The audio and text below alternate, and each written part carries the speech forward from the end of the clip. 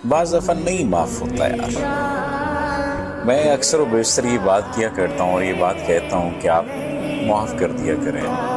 बदला लेने का सबसे बड़ा तरीका ये है कि आप माफ़ कर दें। लेकिन कुछ तकलीफ़ें ऐसी होती हैं जो इंसान अपने सीने से लगाए रखना चाहता है। कुछ दुख ऐसे होते हैं जो इंसान चाहता है कि उसके सीने में मौजूद रहें, उसके दिल में धड़कन की तरह मौजूद रहें। यानी एक शख्स को जैसे आपने दिन रात सोचा होता है, एक शख्स को जैसे आपने मिलने के लिए जाने क्या क्या किया होता है, जैसे आपने पाने के लिए जाने क्या क्या खोया होता है। वो शख्स जब सामने होता है तो वो फिर आपका नहीं होता, या सामने हो तो आपका होता है और आंख से ओझल हो जाए तो फिर आपका नहीं होता। एक ऐसा अजीब दुख होता है कि वो अपने हुस्न को आप पर निछावर करता फिरे लेकिन मोहब्बतें कहीं और निछावर करें। एक ऐसा अजीब दुख है कि वो आपके लिए जानो माल लगाता फिरे लेकिन दिल ना लगाए।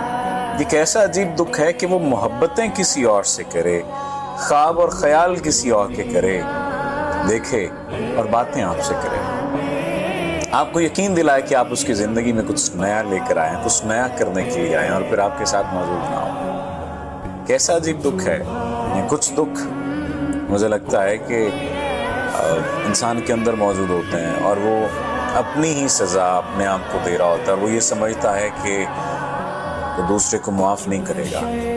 दूसरे को माफ़ करना उसके बस में नहीं होता, उसके इख्तियार में नहीं होता। बाज़ दफ़ा ज़रूरी नहीं होता माफ़ करना, लेकिन ये ज़रूरी होता है कि आप संभल जाएं। संभलना सबसे ज़्यादा ज़रूरी है और संभलना सबसे ज़्यादा मुश्किल काम है। याद रखिए, इस दौरे नागवार में जीना कमाल है, मरना कोई बड़ी बात नहीं है। हम मर ही तो रहे हैं। हम सांस लेते हुए जो ज़िंदगी गुजार रहे हैं, सांसों का लेना या सांसों का नाम जिंदगी नहीं है, जिंदगी गुजारने का नाम जिंदगी है। कोशिश कीजिए, अपनी जिंदगी की जिम्मेदारी खुद लीजिए और माफ़ अगर नहीं कर पा रहे तो कोई बात नहीं, ना करें माफ़। लेकिन एक बात ज़हन में रखें कि आप ही आप अपने साथी हैं, कोई दूसरा नहीं है। और अगर कोई दूसरा होगा भी तो उसका कोई ना कोई मतलब वाबस्ता होगा आपसे।